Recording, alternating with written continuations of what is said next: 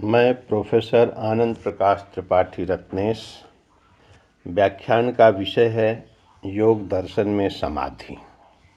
जैसा कि हम जानते हैं कि योग जो युजिर योगे अर्थात संबंध सूचक है, किंतु योग दर्शन में योग संबंध सूचक न होकर के युज समाधौ अर्थात समाधि सूचक है। इसमें सभी वृत्तियों के निरोध पर बल दिया गया है, और जब सभी वृत्तियों का निरोध हो जाता है, सभी क्लेश नष्ट हो जाते हैं, तो समाधि की प्राप्ति होती है। समाधि जैसा कि नाम से स्पष्ट है, सम प्लस आधि। आधि कहते हैं मानसिक कष्ट को, तो मानसिक कष्ट में भी सम रहना, यानी बिल्कुल सम्यक रूप से रहना, ये समाधि है। इसका मतलब कि स्थिति कैसी भी हो, लेकिन उन सब में सम रहना, ये एक तरह से समाधि है। और समाधि को परिभाषित करते हुए योग दर्शन में कहा गया है, तदेवार्थ मात्र निर्भासम स्वरूप शून्यम इव समाधि। यानी यहाँ जो है, इस स्थिति में एक तरह से चित्त अर्थमात्र निर्भासम, अर्थमात्र चमकता है, और जिसमें स्वरूप की शून्यता होती है, वो समाधि की स्थिति है। अर्थात समाधि में किसी भी प्रकार का विषय नहीं रह जाता, ये विषयातीत की स्थिति है। स्वरूप शून्यम यानी विषयातीत की स्थिति होना, ये जो है समाधि है। अब समाधि दो प्रकार की मानी गई है, एक संप्रज्ञात समाधि, दूसरा असंप्रज्ञात समाधि। संप्रज्ञात समाधि को व्याख्यायित किया जा सकता है, सम्यक ज्ञायते ध्येयम अस्मिन् इति संप्रज्ञातः। सम्यक ज्ञायते ध्येयम, जहाँ ध्येय जो है सम्यक रूप से जाना जाता है, वो संप्रज्ञात है।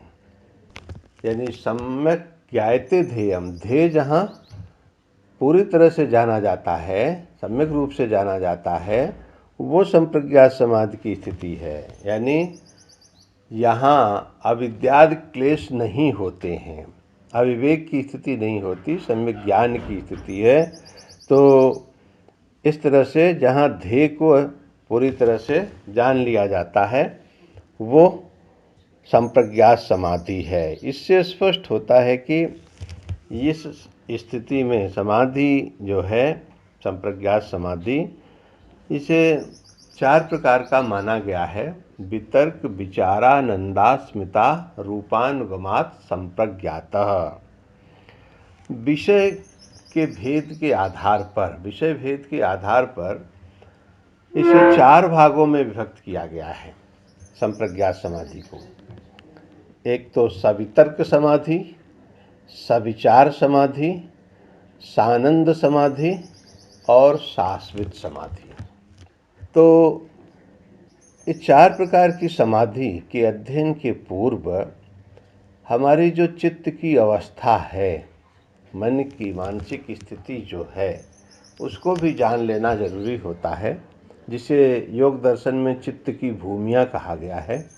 ये चित्त की भूमियाँ जो हैं, ये 5 प्रकार की हैं: क्षिप्त, मूढ़, विक्षिप्त, एकाग्र और निरुद्ध।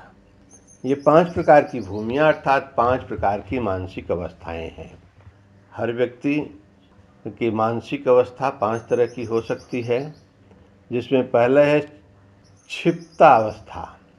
यानी क्षिप्त अवस्था में स्थिति जो है, एक तरह से ये कहा जा सकता है कि बहुत भयंकर होती है। यानी ये क्षिप्तावस्था रजोगुण प्रधान अवस्था है, और हम जानते हैं चलम च उपष्टम्भकम रजः, यानी रजोगुण जो है चंचलता और उत्तेजना प्रदान करने वाला होता है।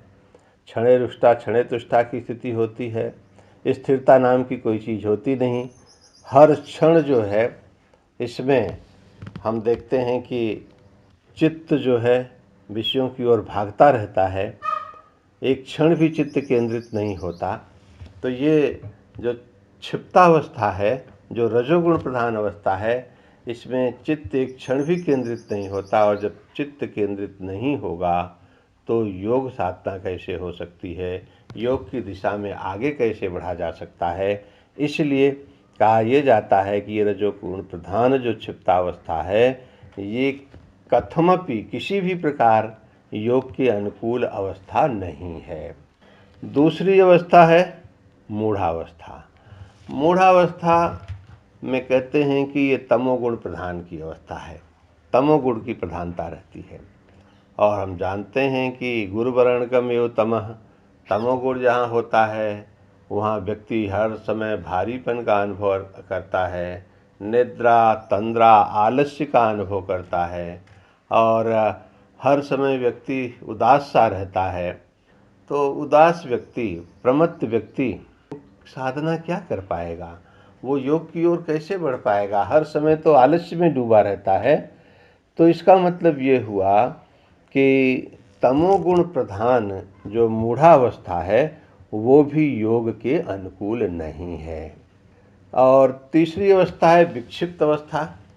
विक्षिप्त अवस्था भी नाम से स्पष्ट है, विक्षिप्त की स्थिति होती है, अर्थात कहते हैं कि इसमें सत्वगुण की दिशा में व्यक्ति आगे तो बढ़ता है, चित्त सत्वगुण की दिशा में बढ़ता है, लेकिन ये एक तरह से कहा जा सकता है कि पूरी तरह से ये चित्त सत्वगुण की स्थिति नहीं होती है। इसलिए यहाँ भी चित्त में पूरी तरह ठहराव नहीं होता।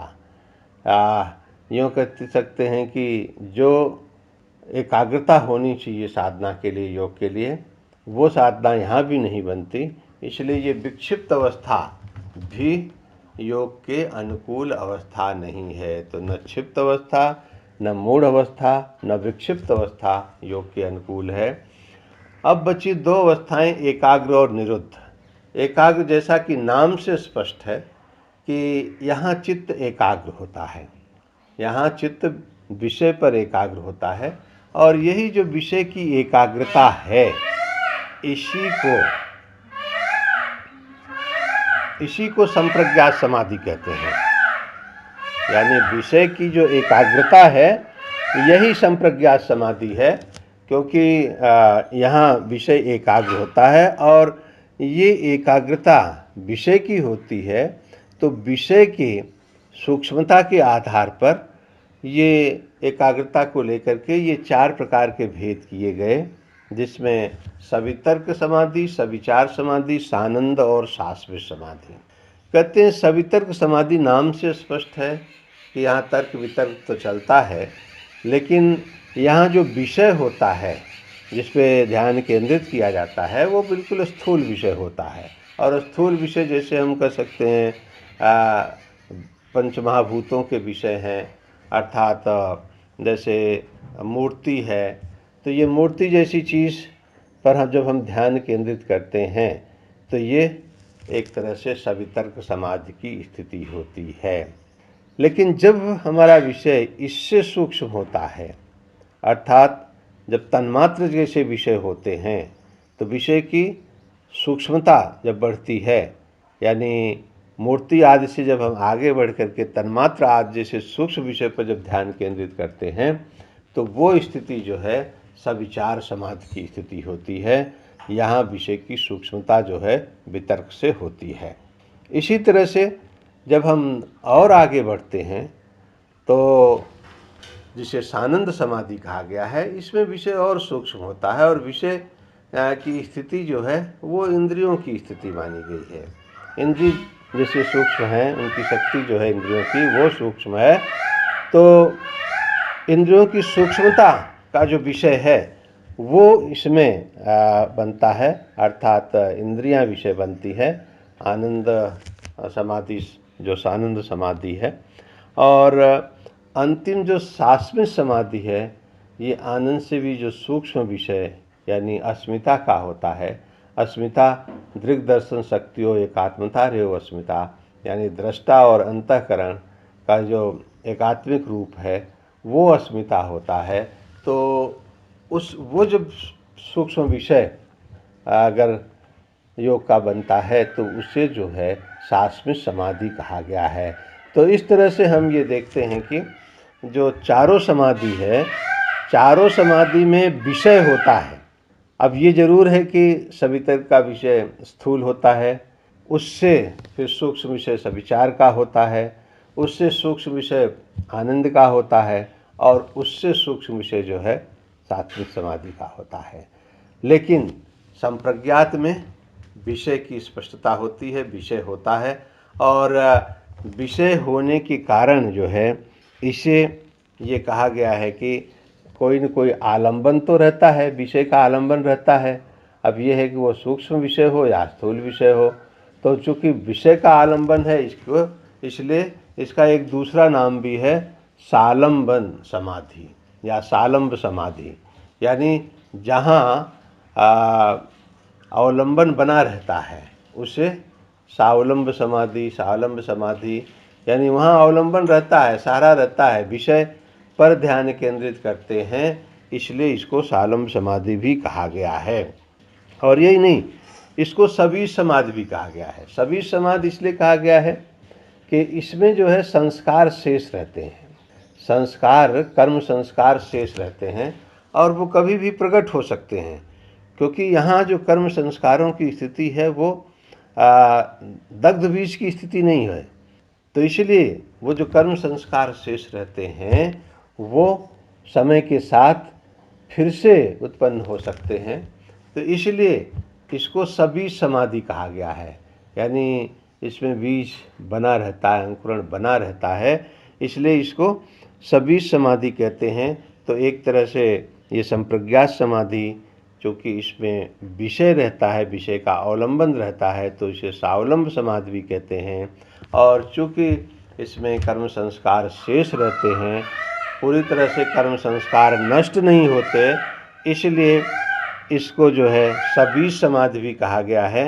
यानी कर्म संस्कार बीज रूप में निहित रहते हैं, और इसीलिए इसको साएव सबीज समाधि, यानी कर्म के अंकुर रहते हैं और समय आने पर वो फिर से उपस्थित हो जाते हैं, इसलिए इसको सबीज समाधि, साएव सबीज समाधि ऐसा कहा गया है।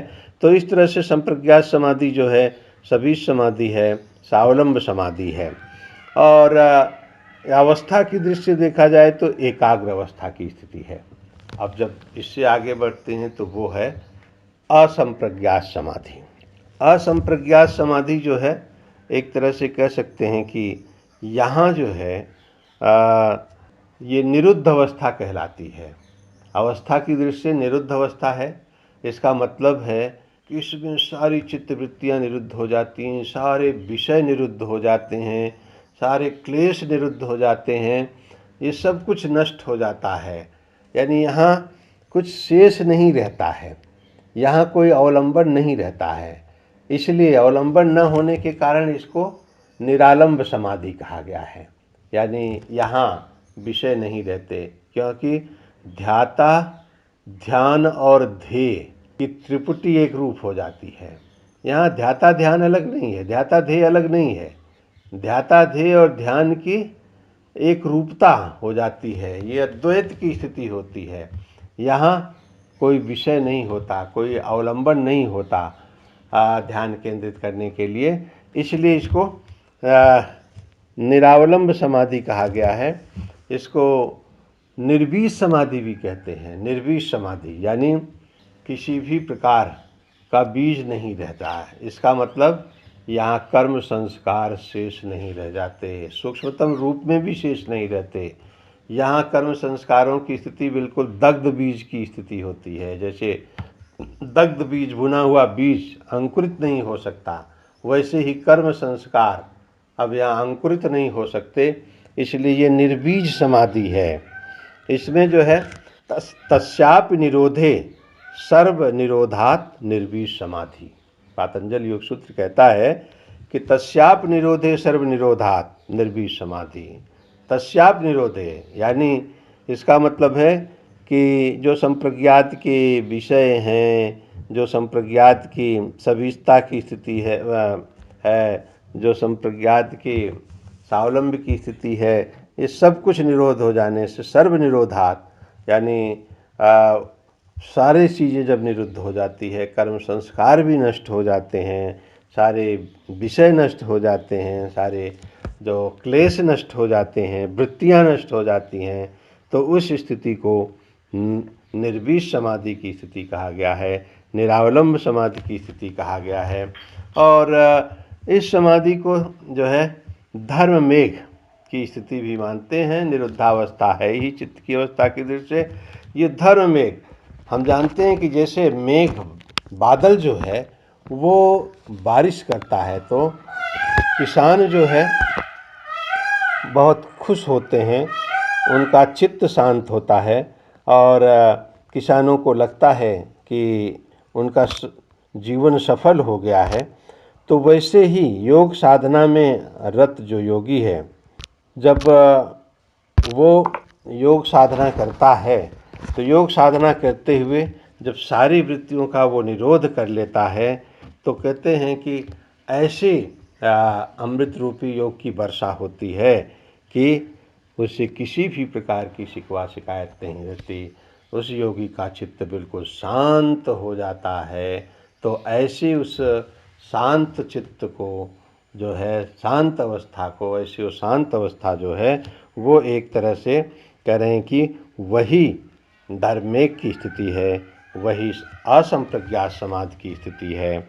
और वहाँ जो है किसी भी प्रकार का विषय नहीं रहता, कोई बीज नहीं रहता, कोई अवलंबन नहीं रहता और ये बिल्कुल निरुद्धावस्था है। तो इस निरुद्धावस्था को योग दर्शन में असंप्रज्ञात समाधि की अवस्था कही गई है।